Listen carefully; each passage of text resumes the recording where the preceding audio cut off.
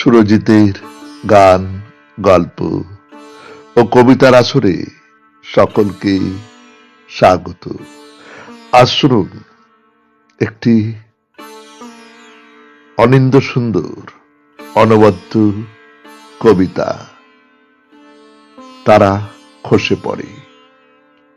কলমে নবনীতা দেবসেন। এক যে ছিল কাঠুরের ছেলে, রোজ আনে রোজ খায়, কাঠ কাটতে কাটতে কাঠ কাটতে কাটতে তার হাত ব্যথা করে, তবু কাটতে হয় কাঠ।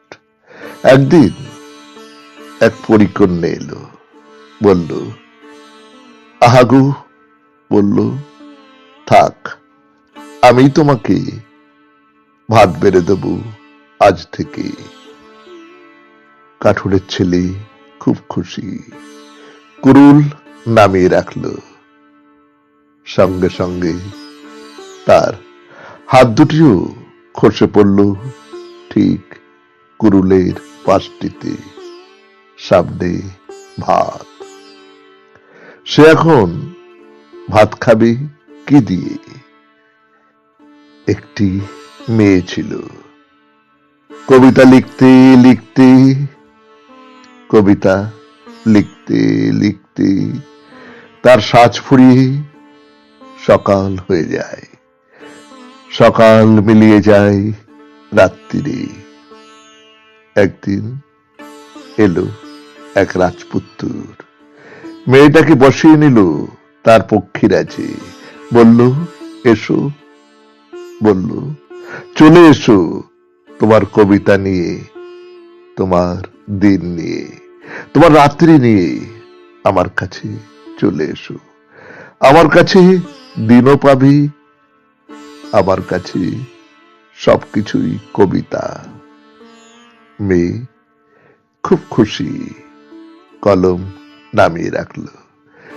সঙ্গে সঙ্গে তার চাপার কলি আঙুলগুলি সব ঝরে পড়ল, যেমন ঝরে যায় ফুলের পাপড়িরা টুপটাপ শব্দহীন ওই কলমটার ওপরে।